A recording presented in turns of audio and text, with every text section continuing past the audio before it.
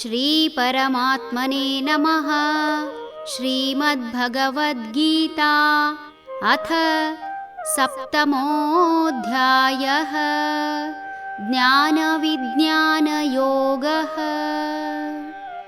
ತ್ರಿಭಿರ್ಗುಣಮಯೈರ್ಭಾವೈಃ ಯೇಭಿಃ ಸರ್ವಮಿದಂ ಜಗತ್ ಮೋಹಿತಂ ನಾಭಿಜಾನಾತಿ ಮಾಮೇಭ್ಯಃ ಪರಮವ್ಯಯಂ.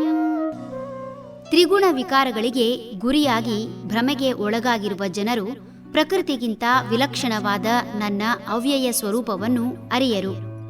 ಈ ಮೂರು ಗುಣಗಳನ್ನು ಒಪ್ಪಿಕೊಂಡು ಅದನ್ನು ತನ್ನದಾಗಿಸಿಕೊಂಡ ಜನರು ಭ್ರಮಾಲೋಕದಲ್ಲಿ ತೇಲುವುದು ಕಾಣಬಹುದು. ಹುಟ್ಟುವಾಗ ಸಾತ್ವಿಕ ಗುಣದಿಂದ ಹುಟ್ಟುವ ಮನುಷ್ಯ ಬೆಳೆದಂತೆಲ್ಲ ರಾಜಸಿಕ ಅಥವಾ ತಮೋಗುಣ ಒಪ್ಪಿಕೊಂಡು ಅದೇ ಭ್ರಮೆಯಲ್ಲಿ ತೇಲುತ್ತಾನೆ. ಜೀವನದ ಮಧ್ಯದಲ್ಲಿ ಕೆಲವೇ ವರ್ಷಗಳು ಇರುವ ಈ ರಾಜಸಿಕ ಗುಣದಿಂದ ತನ್ನ ಸುತ್ತ ವಿಷವರ್ತುಲದ ಕೋಟೆಯನ್ನೇ ನಿರ್ಮಿಸಿಕೊಳ್ಳುತ್ತಾನೆ. ತಾನು ತನ್ನದು ತನ್ನಿಂದಲೇ ಎಂಬ ಅಹಂಕಾರದಲ್ಲಿ ಮೆರೆಯುವ ಜೀವಿ ತನ್ನ ಅನುಯಾಯಿಗಳನ್ನು ತನ್ನ ಜೀವದಾಳುಗಳಂತೆ ಕಾಣುತ್ತಾ ಅವರನ್ನು ತಾಮಸ ಪೇಯ ಹಾಗೂ ತಾಮಸ ವೃತ್ತಿ ಮತ್ತು ಪದಾರ್ಥ ಹಾಗೂ ಆಮಿಷಗಳಿಂದ ಮೋಹಪಾಶಕ್ಕೆ ಬೀಳಿಸಿ ತನ್ನ ಕೋಟೆ ಭದ್ರಗೊಳಿಸಿಕೊಳ್ಳುತ್ತಾನೆ.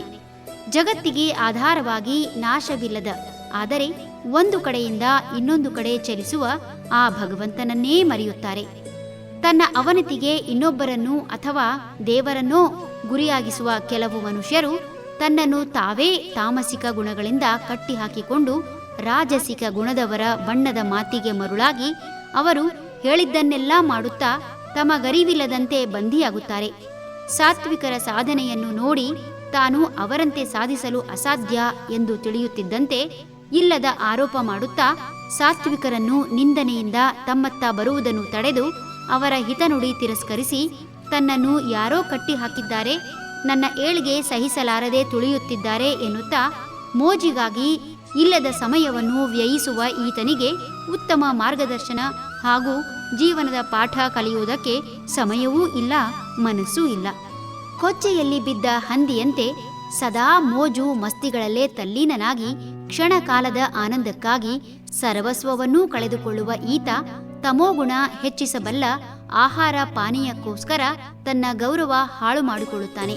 ತಮೋಗುಣದ ಪಾನೀಯ ಸೇವಿಸಿ ಅಸ್ವಸ್ಥನಾಗಿ ಬೀದಿಯಲ್ಲೋ ಕೊಳಚೆಯಲ್ಲೋ ಬಿದ್ದು ನರಳಾಡಿದವರು ತಾಮಸ ಪಾನೀಯದ ಅಭ್ಯಾಸ ಬಿಡಲಾರ. ತಾಮಸ ಪಾನೀಯ ಭ್ರಮೆಯಿಂದ ಹೊರಬರಲಾರದೆ ಭಗವಂತನನ್ನು ಮರೆತು ಸೂತ್ರ ತಪ್ಪಿದ ಗಾಳಿಪಟದಂತೆ ಜೀವನ ನಡೆಸಲಾರದೆ ಸದಾ ಸಮಸ್ಯೆಯಿಂದ ನರಳುತ್ತಾನೆ. ಹರಿ ಓಂ.